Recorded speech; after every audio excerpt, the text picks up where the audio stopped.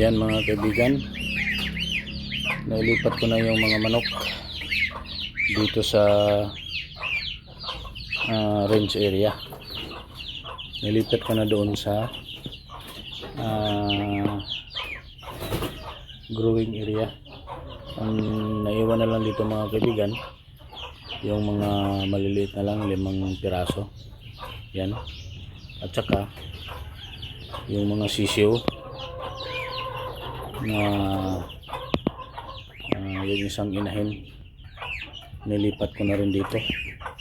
At saka yung lahat ng sisiw, siyam ito mga kaibigan, 2 inahin. Yung isang inahin lang yung dinala ko dito. Bakante pa ito mga kaibigan kasi mayroong namimisa, pero 3 pa yung napisa, marami pang itlog. Kinuha ko yung 3 sisiyo, nilagay ko sa isang inahin, inaalagaan na naman, hindi niya inaaway.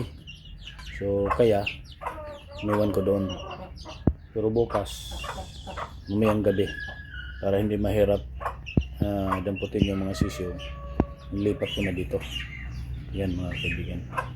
So ito na yung ginagawa ko mga kaibigan. May mga bagong namimisa, hindi ko na nilagay sa brooder kasi yung brooder, tingnan nyo mga kaibigan, wala nang laman kasi ang mahal-mahal ng kuryente ngayon. Hindi na kaya ni kaibigan kasi kaumpisa pa lang tayo ng farm natin. Nag-umpisa tayo uli kasi may nangyayari nung una. Parang napasok tayo ng sakit, so maraming yung mamatay, manok, itik, pato, at saka bingala natin mga kaibigan, ang dami na, pero ngayon 5 na lang yun. So maya ilabas na natin ito, itong bago nating alaga, si Gansa. Parang pwede na siguro natin ito ilabas kasi wala naman yung malalaking manok, para masanay na sila dito sa lupa. Yan yung mga kaibigan, yung ano natin, kasi hindi naman delikado, kasi yung pinapaitlog natin ng mga manok, inahin, may lipat ko na dito, may division na, net division. Tingnan yung mga kaibigan, ang tibay-tibay ginawa nila ni Julan, yung kasamahan ko dito. So doon na sila. So yung manok, inahing manok na hindi na natin papapipisain, dito na sila, para itlog na lang yung kunin natin. Kasi kailangan araw-araw ng itlog yung tindahan natin, si Tikoy's Kananan. Yan, para hindi na tayo bumibili ng itlog.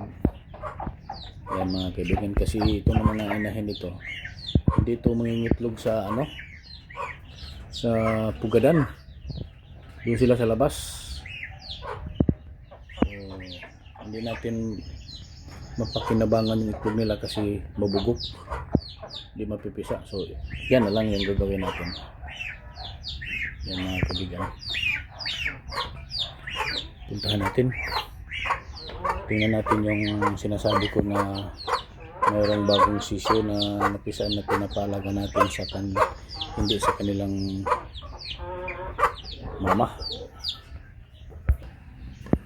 Yan, tingnan nyo mga kaibigan, ito yung growing pains natin. Tingnan, ang dami na nila. Uy! So kailangan talaga natin lagyan ng kahoy para hindi matumba yung automatic feeder nila. So yun ang mga kaibigan, no? I think siguro mga 25 pieces ito ready to dispose natin. Pero yung malalaki, so hindi natin i-dispose. Kuha tayo ng breeder na maliit, yung pula, yun yung ibenta natin. Yan mga kaibigan.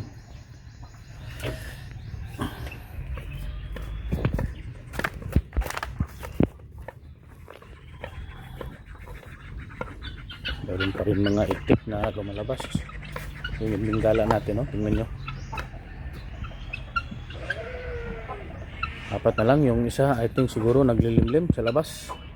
Kasi may mga itlog din sila na nilimliman ng mga itik sa pato. Yung itik natin dito mga kaibigan, naglilimlim. Yun yung sinabi ko mga kaibigan. Yun ito. Bagong napisa, pinapaalagaan ko sa kanya. Yan. Ito yung inahin na nagpipisa yung tatlong sisiw. Ito. Yan. Pero marami pang itlog. Hindi ko muna kinuha. Ito naman.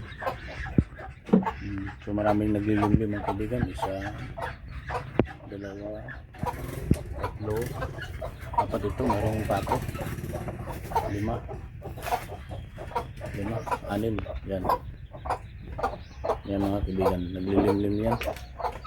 So hanggang dito na lang po. Maraming salamat sa panonood. Please subscribe and hit the notification bell para updated ko sa video. Thank you.